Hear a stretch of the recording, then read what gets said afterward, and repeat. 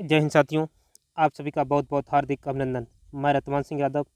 देखते हैं सीटेट जुलाई 2023 बाल विकास सीडीपी प्रश्न सीरीज संख्या 81 से लेकर 100 तक है। 100 तक प्रश्न है, शतक लगने वाला है।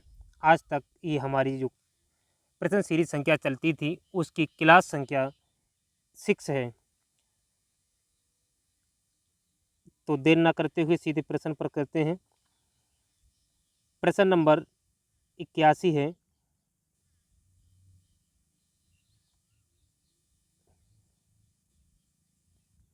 निम्नलिखित में से कौन सा सूक्ष्म गतिक कौशल का उदाहरण है? निम्नलिखित में से कौन सा सूक्ष्म गतिक कौशल का उदाहरण है? ऑप्शन नंबर ए चढ़ना, ऑप्शन नंबर बी फुदकना, ऑप्शन नंबर सी दौड़ना, ऑप्शन नंबर डी लिखना। बताइए निम्नलिखित में से कौन सा सूक्ष्म गतिक कौशल का उदाहरण है?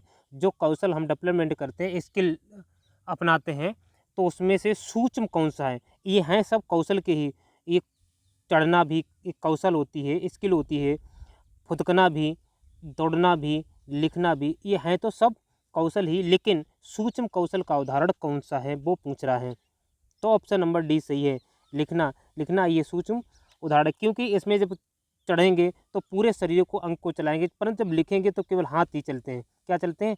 हाथ, और दिमाग का इस्तेमाल करते हैं। ठीक है। उसके बाद दौड़ते हैं तो पूरे हाथ पैर सब चलते हैं, शरीर। उसके बाद फुदकना, जो फुदकते मतलब जैसे जब मेढक नहीं उगलता उसी प्रकार से फुदकना होता है। तो ऑप्शन नंबर डी सही है। इसका 81 का आंसर डी सी, लिखना ये सूक्ष्म गतिक का जो उदाहरण है। ठीक है। ये यूके टेट में पूछा गया और सीटेट 2012 में पूछा गया। बहुत महत्वपूर्ण प्रश्न है। देखिए आंसर इसका हो गया, लिखना अधिगम प्रक्रिया का हिस्सा है तथा सूक्ष्म गतिक कौशल का उदाहरण है, जबकि चढ़ना फुदकना दौड़ना शरीर गतिक कौशल है। ठीक है। ये क्या है? चढ़ना फुदकना दौड़ना, ये क्या है? शरीर, इन शारीरिक गतिक कौशल के उदाहरण हैं। प्रश्न नंबर 82। प्रश्न नंबर 82 कहता है, बुद्ध के बारे में निम्नलिखित कथनों में से कौन सा कथन सही है? बुद्ध के बारे में निम्नलिखित कथनों में से कौन सा कथन सही है? ऑप्शन नंबर ए बुद्ध अनुभव के परिणाम के रूप में व्यवहार में एक अपेक्षाकृत स्थायी परिवर्तन है। ऑप्शन नंबर बी बुद्ध एक आनुवंशिक विशेषक है जिसमें मानसिक गतिविधियां जैसे स्मरण एवं तर्क शक्ति होती है। ऑप्शन नंबर सी बुद्ध बहुआयामी है जिसमें बुद्ध परीक्षणों के द्वारा पूर्ण रूप से परमे न की जाने वाली कई योग्यताएं शामिल हैं। ऑप्शन नंबर डी बुद्ध अभिसारी रूप से सोचने की योग्यता है। तो आपके हिसाब से कौन सा ऑप्शन सही है? आप अपना ऑप्शन लगाएं। तो ऑप्शन नंबर सी सही है। कौन सा? ऑप्शन नंबर सी सही है। सी ऑप्शन ये कहता है कि बुद्ध बहुआयामी जिसमें बुद्ध परीक्षणों द्वारा पूर्ण रूप से परमे न की जाने वाली कई योग्यताएं शामिल होती हैं, इसलिए ऑप्शन नंबर बी बुद्ध जो है बहुआयामी है। बुद्ध एक प्रकार से नहीं, अनेकों प्रकार से बुद्ध को हम किसी प्रकार से, और बुद्ध को बहुआयामी कहने वाले जो मनोवैज्ञानिक हैं वो हैं हावर्ड गार्डन। कौन है? Howard Gardner. ठीक है।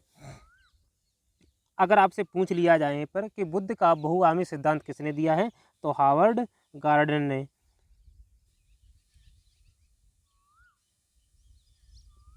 प्रश्न नंबर 83।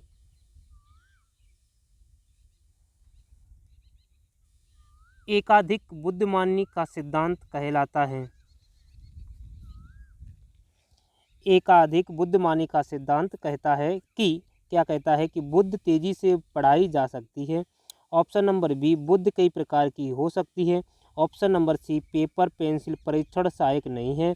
ऑप्शन नंबर डी प्रभावी अध्यापन के द्वारा बुद्ध बढ़ाई जा सकती है। तो कौन सा ऑप्शन सही है? सीटेट 2000 ये दिसंबर 2018 में पूछा गया क्वेश्चन है। बहुत ही इम्पोर्टेंट महत्वपूर्ण क्वेश्चन है। तो एकाधिक बुद्धिमानी का सिद्धांत कहलाता है, क्या कहलाता है? बुद्ध तेजी से बढ़ाई जा सकती है। ऐसा कुछ है कि बुद्ध एकदम तेजी से बढ़ाई जा सकती है? हमें तो नहीं लगता। तो ऑप्शन पहला गलत है। बुद्ध कई प्रकार की हो सकती है, बिल्कुल बात सही है, ऑप्शन ये बी वाला सही है। उसके बाद पेपर पेंसिल परीक्षण सहायक नहीं है, ये भी गलत भैया, सहायक है। प्रभावी अध्यापन के द्वारा बुद्धि बढ़ाई जा सकती है, ऐसा भी नहीं, तो ऑप्शन नंबर ज़्यादातर इसमें सही आंसर है, तो ऑप्शन नंबर बी सही है। बुद्धि कई प्रकार की होती, क्यों? अभी आपने हार्वर्ड गार्डन द्वारा सीखा है कि बुद्धि बहुआमी प्रक्रिया होती है, बुद्धि बहुत तरीके से ये बहुआमी होती है, तो इसीलिए बुद्धि कई प्रकार की हो सकती है। इसका विश्लेषक है, एकाधिक बुद्धिमानी का सिद्धांत कहलाता है। क्या कहता है कि बुद्धि कई प्रकार की हो सकती है। हार्वर्ड गार्डन ने कहा है कि बुद्धि का स्वरूप एकांकी न होकर बहुप्रकारीय होता है। उसने कुल 7 तरह की बुद्धि बताते हुए कहा है कि सातों बुद्धि परस्पर एक दूसरे से स्वतंत्र होती है एवं प्रत्येक के क्रिया कौशल होने के ढंग अलग अलग होते हैं। अब देखो यहाँ से क्वेश्चन अपने आप ऑटोमेटिक मिल गया कि बुद्धि कितने प्रकार की बताई है। हार्वर्ड ने गार्डन ने 7 प्रकार की बुद्धि के कितने स्वरूप बताए हैं, सातों बुद्धि परस्पर एक दूसरे से स्वतंत्र होती है। ठीक है, बुद्धि के कितने, कुल 7 तरह की बुद्धि होती है। अगर आपसे पूछा जाए कि बुद्धि कितने तरीके से होती है, तो 7 तरीके की बुद्धि होती है। और किसने ये बताया है, तो हार्वर्ड गार्डन ने। नोट कर लीजिए, अपना नोट्स बना लीजिए, अपना नोट सबसे बेहतर है। कोई भी किताब से, कोई भी कॉपी से, कोई भी पुस्तक से सबसे बेटर अपने हाथ द्वारा बनाया हुआ नोट आपको समझ में आएगा। आप खुद पढ़ोगे, कई बार रिवीजन करिए, तो सबसे अच्छा जो होता है अपने हाथ से लिखा हुआ जो नोट्स होता है सबसे बेहतर है सब किताबों से। आप किसी भी चैनल से पढ़ते हो उससे हमें कोई लेना नहीं, जो भी चैनल वाला पढ़ाता है आप उसका हर किसी का नोट्स बना करके कंप्लीट करें। ठीक है, तो यहाँ से क्वेश्चन मिले हैं कि बहुआमी का सिद्धांत किसने दिया, तो हार्वर्ड गार्डन ने। उसके बाद हार्वर्ड गार्डन ने बुद्ध के कितने प्रकार बताए हैं, 7 प्रकार बताए हैं, और सातों परस्पर एक दूसरे से भिन्न होते हैं। अगला प्रश्न नंबर 84 है, संज्ञानात्मक विकास निम्न में से किसके द्वारा समर्पित होता है। प्रश्न दोबारा पढ़ें, संज्ञानात्मक विकास निम्न में से किसके द्वारा समर्पित होता है। ऑप्शन है ए, जितना संभव हो उतनी आवृत्ति से संगत और सुनियोजित परीक्षाओं का आयोजन करना। ऑप्शन नंबर बी, उन गतिविधियों को प्रस्तुत करना जो पारस्परिक पद्धतियों को सुदृढ़ बनाती हैं। ऑप्शन नंबर सी, एक समृद्ध और विविधतापूर्ण वातावरण उपलब्ध। ऑप्शन नंबर डी, सहयोगात्मक की अपेक्षा वैयक्तिक गतिविधियों पर अधिक ध्यान केंद्रित करना।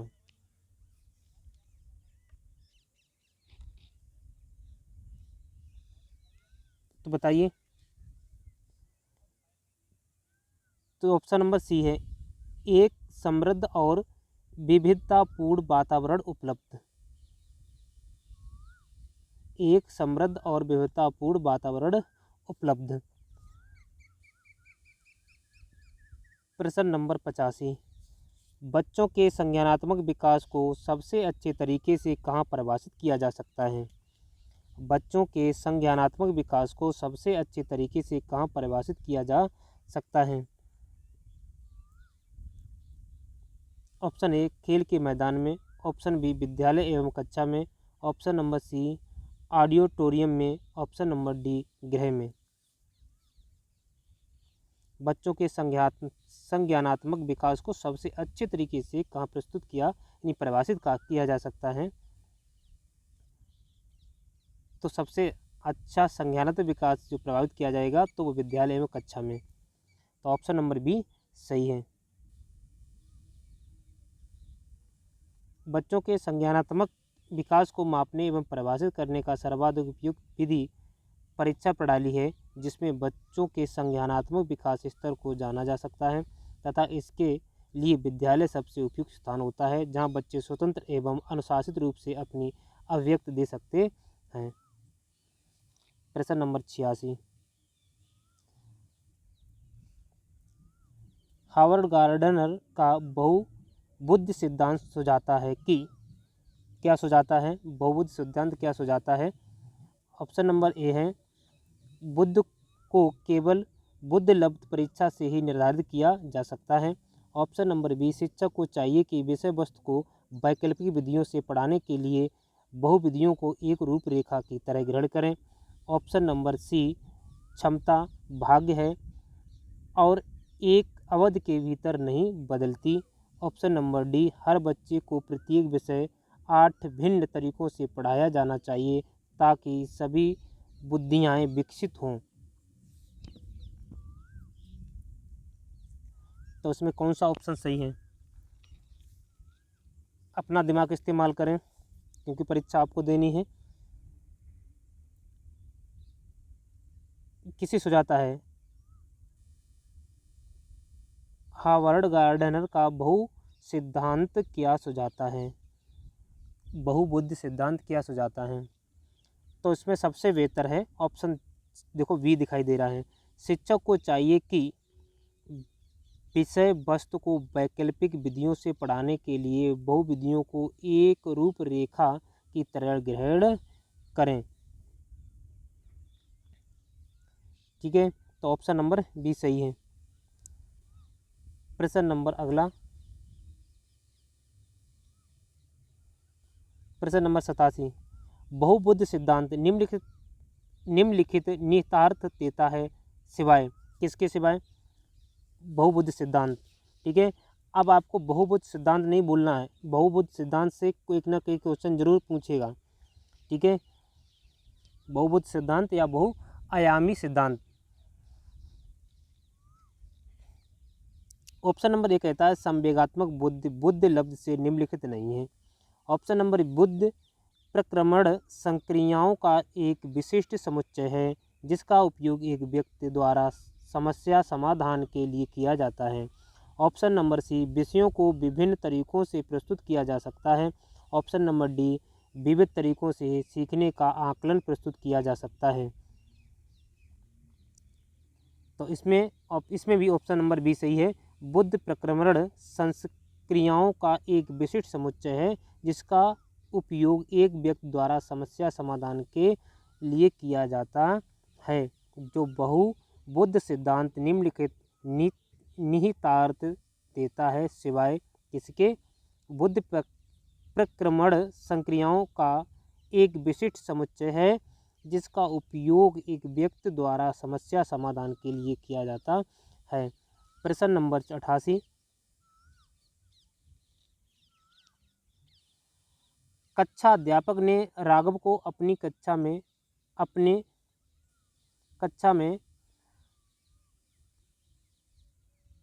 यहाँ कुछ मिसप्रिंट है। हाँ सही है, कक्षा अध्यापक ने राघव को अपनी कक्षा में अपने कीबोर्ड पर अपने कीबोर्ड पर स्वयं द्वारा तैयार किया गया मधुर संगीत बजाते हुए देखा। कक्षा अध्यापक ने विचार किया कि रागम में बुद्ध उच्च स्तरीय थी। कौन सी जो बुद्ध थी वो उच्च स्तरीय पर थी? प्रश्न ये कहता है कि कक्षा अध्यापक ने रागव को अपनी कक्षा में अपने कीबोर्ड पर स्वयं द्वारा तैयार किया गया मधुर जो संगीत बजाते हुए देख लिया। किसने देख लिया? अध्यापक ने। और रागव बजा रहा था, उसने स्वयं जो गीत तैयार किया था। तो अध्यापक ने अपने मन में विचार किया कि रागम में कौन सी बुद्ध स्तरीय उच्च स्तरीय बुद्धि है। ऑप्शन दिया है शारीरिक गतिबोध, ऑप्शन नंबर बी संगीतमय, ऑप्शन नंबर सी भाषीय, ऑप्शन नंबर डी स्थानीय। अब आप इसमें क्वेश्चन को देखते ही, आप खुद प्रश्न को पढ़ते ही बताइए, क्योंकि यह संगीतमय दिया तो संगीत बजा रहा तो उसमें संगीतमय होगा। ठीक है, मधुर संगीत गा रहा है, बजाते हुए देखा तो संगीतमय, क्योंकि बच्चे के अंदर जिस बुद्धि का स्तर होगा वो अपने को वही प्रदर्शित करेगा। बच्चा उधर अनुशासनहीनता होगा तो वो अनुशासनहीन करेगा। बच्चे को गाने की होगी, जो चीज़ उसके अंदर अभिलाषा होगी वो उसे प्रस्तुत करेगा। बच्चे को डांस करने की प्रस्तुति होगी, इच्छा होगी तो वो डांस प्रस्तुत करेगा। तो जो उसके अंदर जो बुद्धि उच्च स्तरीय पर होगी वही उसकी प्रतिभा ऑटोमेटिक उसकी निखार लाएगी। इसका विश्लेषण कर कक्षा अध्यापक ने राघव को अपनी कक्षा में अपने कीबोर्ड पर स्वयं पर तैयार किया गया मधुर संगीत बजाते हुए देखा। कक्षा अध्यापक ने विचार किया कि रागव में संगीत में बुद्ध उच्च स्तरीय थी। संगीत में बुद्ध के कारण ही वह संगीत के सूक्ष्म भेदों को समझ पाता है। प्रश्न नंबर 89, एक शिक्षिका अपने शिक्षार्थियों की विभिन्न अधिगम शैलियों को संतुष्ट करने के लिए वैविध्यपूर्ण कार्यों का उपयोग करती है। वह डैश डैश से प्रभावित है। एक शिक्षिका अपने शिक्षार्थियों को विभिन्न अधिगम शैलियों को संतुष्ट करने के लिए वैविध्यपूर्ण कार्यों का उपयोग करती है। वह डैश डैश से प्रभावित है। किससे? पियाजे के संज्ञानात्मक विकास के सिद्धांत पर। ऑप्शन नंबर बी कोहलबर्ग के नैतिक विकास के सिद्धांत। ऑप्शन नंबर डी गार्डन के बहुबुद्ध सिद्धांत। ऑप्शन नंबर डी वायोगोत्स्की के सामाजिक सांस्कृतिक सिद्धांत। अधिगम का सिद्धांत किसने दिया है? तो अधिगम का सिद्धांत बहुगामी अधिगम का सिद्धांत गार्डन के बहुबुद्ध सिद्धांत से ऑप्शन नंबर सी सही है। ठीक है, क्योंकि एक शिक्षिका अपने शिक्षार्थियों को विभिन्न जो अधिगम हैं उन अधिगम की शैलियों को संतुष्ट करने के लिए वैविध्यपूर्ण कार्यों को उपयोग करती है। वह किससे प्रभावित है? गार्डन के बहुबुद्ध सिद्धांत से।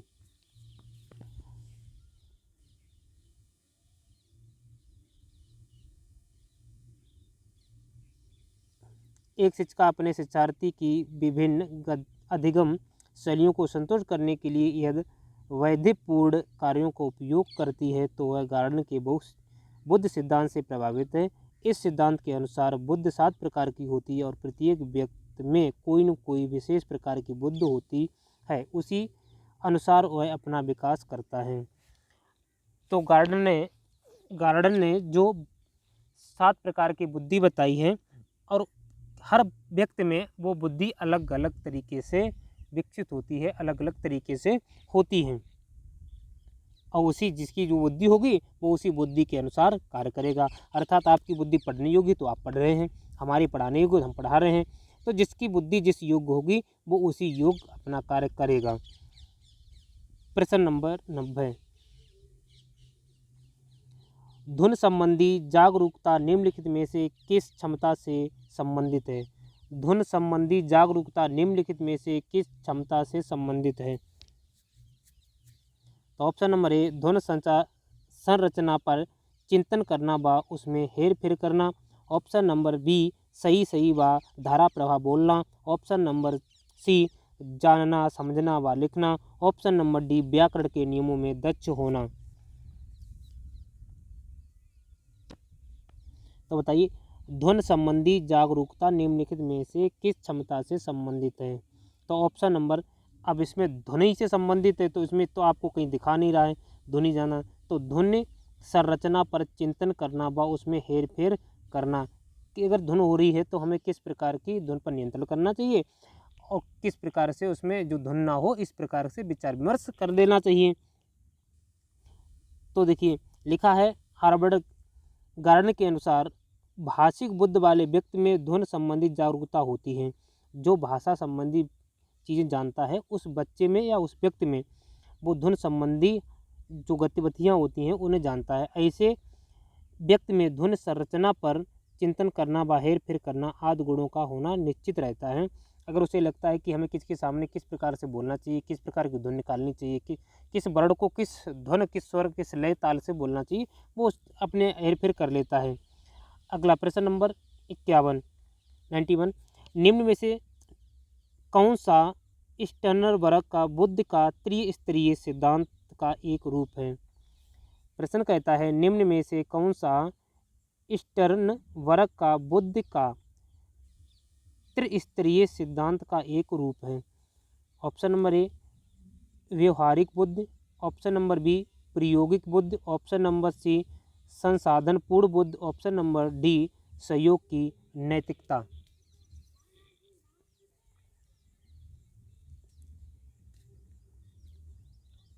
तो स्टर्नबर्ग ने कौन सा बहु सिद्धांत दिया? तो व्यवहारिक सिद्धांत। ठीक है, व्यवहारिक बुद्ध का सिद्धांत व्यवहारिक बुद्ध। ऑप्शन नंबर ए सही है। विश्लेषण कर लीजिए। चलो तीनों सिद्धांत बता देते हैं जिससे आगे आने वाले कोई प्रश्न पूछ सकता घुमा फिरा कर तो आप बता सकें। रॉबर्ट स्टर्नबर्ग के बुद्ध का त्रिस्तरीय सिद्धांत में बुद्ध के कार्यों के आधार पर 3 उप सिद्धांत बताए गए हैं। ठीक है, किसने? रॉबर्ट स्टर्नबर्ग ने। तो बुद्ध के त्रिस्तरीय सिद्धांत दिए हैं। तो अपने 3 उप सिद्धांत कौन कौन से हैं? देखिए, नंबर 1 संदर्भगत उप सिद्धांत, जिसमें है वातावरण के साथ अनुकूलतम समायोजन। ऑप्शन नंबर दो सॉरी ऑप्शन नहीं, नंबर 2 है इसी त्रिस्तरीय सिद्धांत। अनुभवजन्य उप सिद्धांत, अनुभवों से प्राप्त व्यवहारिक ज्ञान से संबंधित। नंबर 3 है घटक उप सिद्धांत। कौन सा है? घटक उप सिद्धांत। घटक उप सिद्धांत में क्या है? विश्लेषणात्मक तथा आलोचनात्मक ढंग से चिंतन करने की क्षमता। तो रॉबर्ट स्टर्नबर्ग के ये बुद्ध का त्रिस्तरीय सिद्धांत जो 3 उप सिद्धांत थे, तो वो इस प्रकार से हैं, आप नोट कर लें। प्रश्न नंबर 12, निम्नलिखित में से कौन सा आलोचनात्मक दृष्टिकोण बहुबुद्ध सिद्धांत थ्योरी ऑफ मल्टीपल इंटेलिजेंस से संबंधित नहीं है?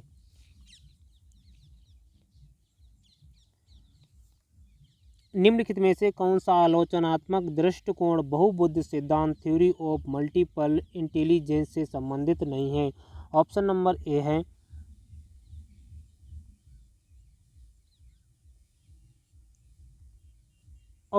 है यह शोध धारित नहीं है। ऑप्शन नंबर बी, विभिन्न बुद्धियाएँ भिन्न भिन्न विद्यार्थियों के लिए भिन्न भिन्न पद्धतियों की मांग करती हैं।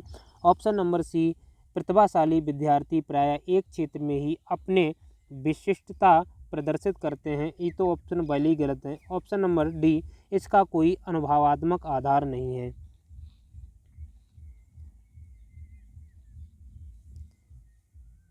तो जो नहीं पूछा वही आपको पकड़ना है।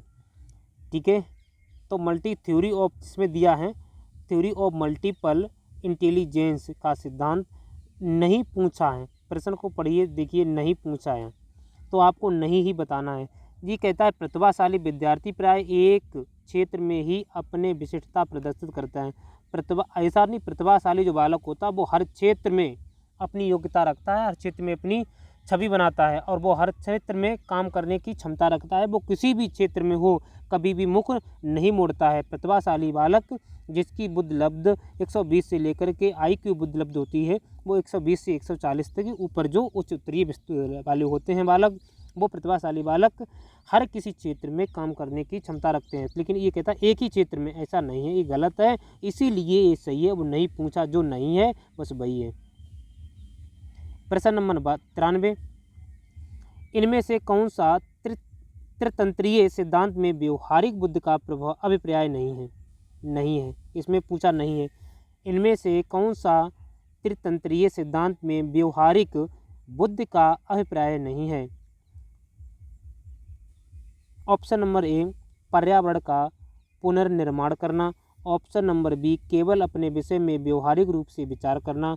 ऑप्शन नंबर सी, इस प्रकार के पर्यावरण का चयन करना जिसमें आप सफल हो सकते हैं। ऑप्शन नंबर डी, पर्यावरण के साथ अनुकूलन करना।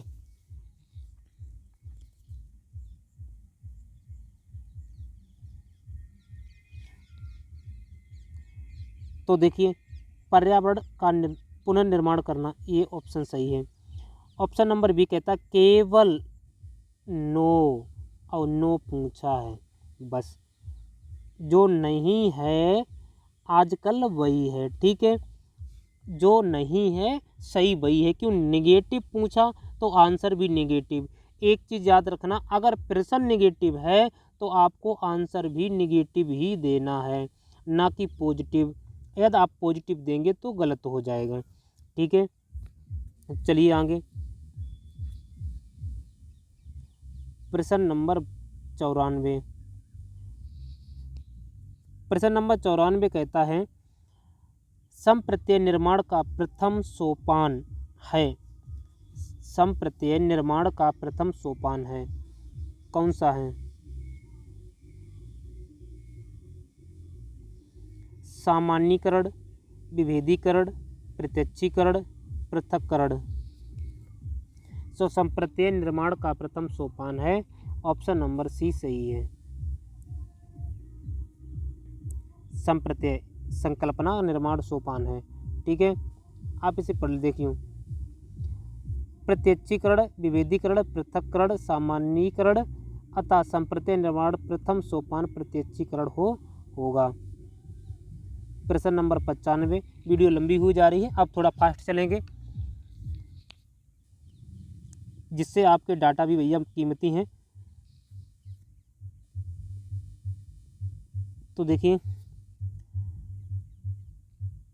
95 संज्ञान विकास बुद्ध के सिद्धांत का हिस्सा है।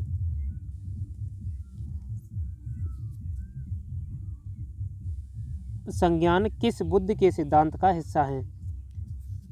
संज्ञान किस बुद्ध के सिद्धांत का हिस्सा है?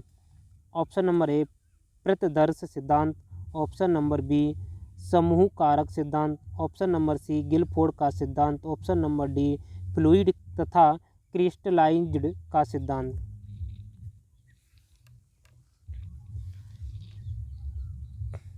तो ऑप्शन सी है गिलफोर्ड का सिद्धांत। ठीक है, संज्ञान किस बुद्ध का सिद्धांत है? तो गिलफोर्ड का सिद्धांत। इसका विश्लेषण देख लीजिए।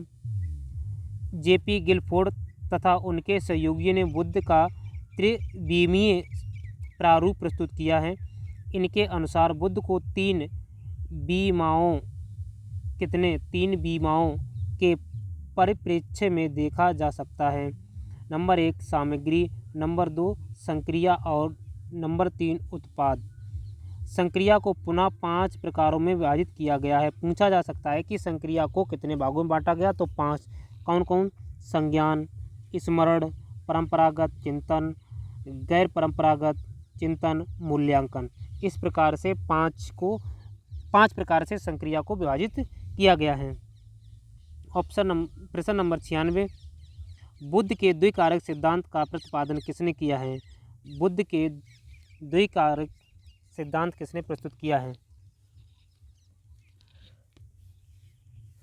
द्विकारक, त्रिकारक पूछे जाएंगे, सब्र कारक, इसलिए नोट करते जाइए। बुद्ध के तो option number A Thorndike, option number B है स्पीयरमैन, ऑप्शन नंबर सी है बर्नन, ऑप्शन नंबर डी है स्टर्न। तो बुद्ध के द्विकारक सिद्धांत स्पीयरमैन ने दिया है। द्विकारक सिद्धांत स्पीयरमैन ने दिया है। देखिए बुद्ध के द्विकारक सिद्धांत का प्रतिपादन अंग्रेज मनोवैज्ञानिक स्पीयर ने 1904 में किया। कब किया? 1904 में। इनके अनुसार बुद्ध 2 कारकों से मिलकर बनी है, सामान्य योग्यता कारक तथा विशिष्ट योग्यता कारक। ठीक है, तो कब दिया है स्पीयरमैन ने बुद्ध का सिद्धांत कब दिया? 1994 में। नोट करते जाइए, सन भी नोट कर लीजिए। प्रश्न नंबर 97। हार्वर्ड गार्डन का बुद्ध का सिद्धांत डेस पर बल देता है। किस पर बल देता है? ऑप्शन ए शिक्षार्थियों में अनुबंध कौशलों, ऑप्शन नंबर बी सामान्य बुद्ध, ऑप्शन नंबर सी विद्यालय में आवश्यक समान योग्यताओं, ऑप्शन नंबर डी प्रत्येक व्यक्ति की विलक्षण योग्यताओं। तो हार्वर्ड गार्डन का जो बुद्ध का जो सिद्धांत उन्होंने दिया है, बहुबुद्ध सिद्धांत या बहुआत्मिक सिद्धांत, तो प्रत्येक व्यक्ति की विलक्षण योग्यताओं पर, जिस प्रकार की जिसकी जो योग्यता होती उस हिसाब पर उन्होंने दिया है। ठीक है, अगला चलिए। प्रश्न नंबर 98। प्रश्न नंबर 98 निम्नलिखित में से कौन सा आलोचनात्मक दृष्टिकोण बहुबुद्ध सिद्धांत थ्योरी ऑफ मल्टीपल इंटेलिजेंस से संबंधित नहीं है? ये प्रश्न एक कमें लगत हो गया था, हो सकता है ये प्रश्न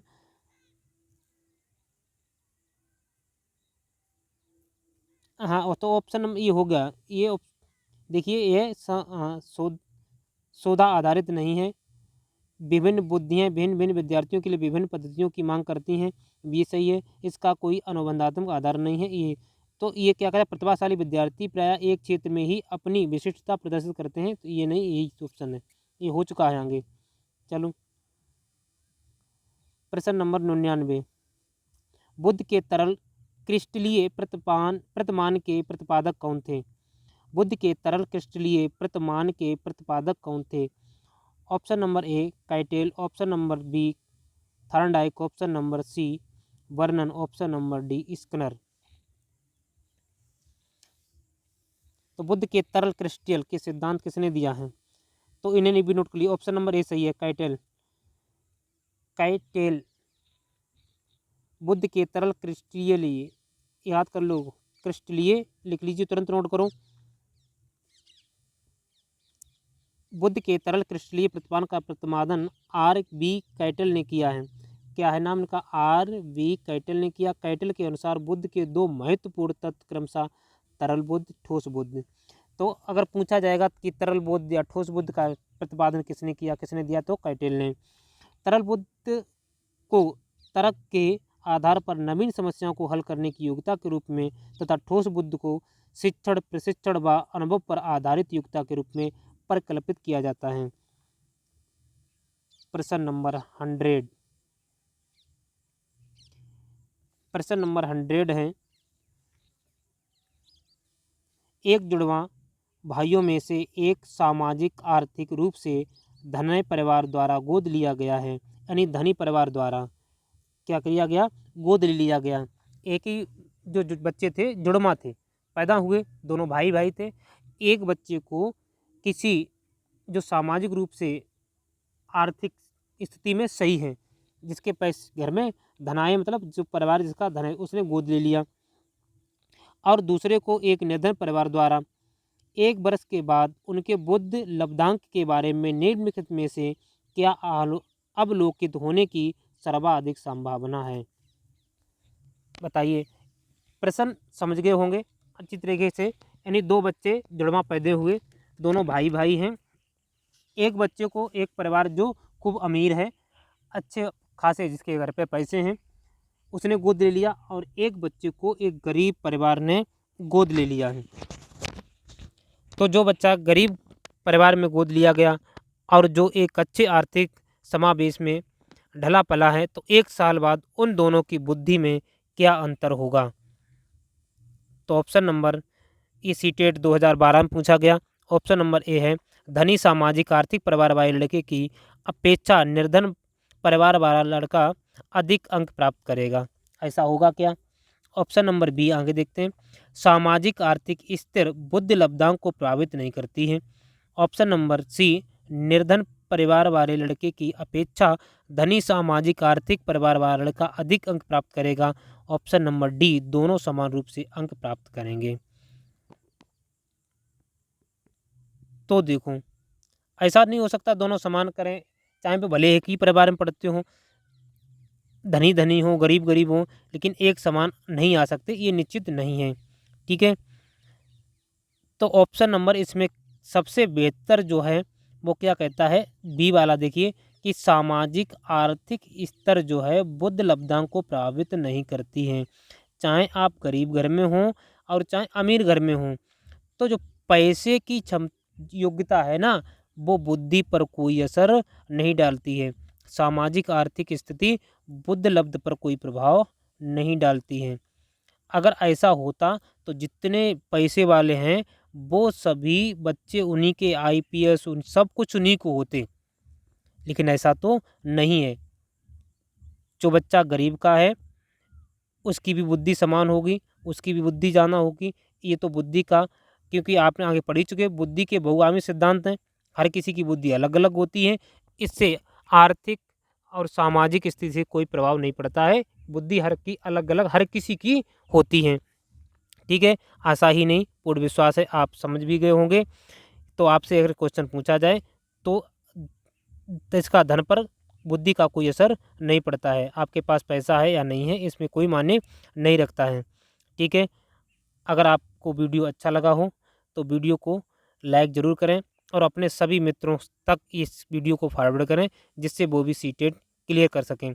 अगर कोई बच्चा आसपास क्षेत्र का है, हमारे नज़दीक क्षेत्र का है और ऑफलाइन सीटेट की कोचिंग ज्वाइन करना चाहता है, तो ऑफलाइन के लिए हमारा नंबर है, उस नंबर पर आप संपर्क कर सकते हैं। 79 31 45 64। इस नंबर पर जो भी छात्र ऑफलाइन कोचिंग चाहता है तो वो हमसे संपर्क कर सकता है। आसपास का कोई भी छात्र हो जो कोचिंग ज्वाइन करना चाहता है, जिसका सीटेट क्लियर नहीं हो रहा है, तो ऐसी ट्रिकें बताई जाएंगी, ऐसी विधि बताई जाएंगी ऑफलाइन में कि जिससे आप कई बार हार चुके हों, सीटेट देने का इच्छा ना करते हों, तो इस स्थान से पढ़ कर के आप सीटेट को भी क्वालिफाई करेंगे और आशा ही नहीं पूरी उम्मीद भी है आप अपने लक्ष्य को भी प्राप्त करेंगे। इसी आशा उम्मीद के साथ मिलेंगे पुनः दूसरे वीडियो में। तब तक के लिए जय हिंद, जय भारत।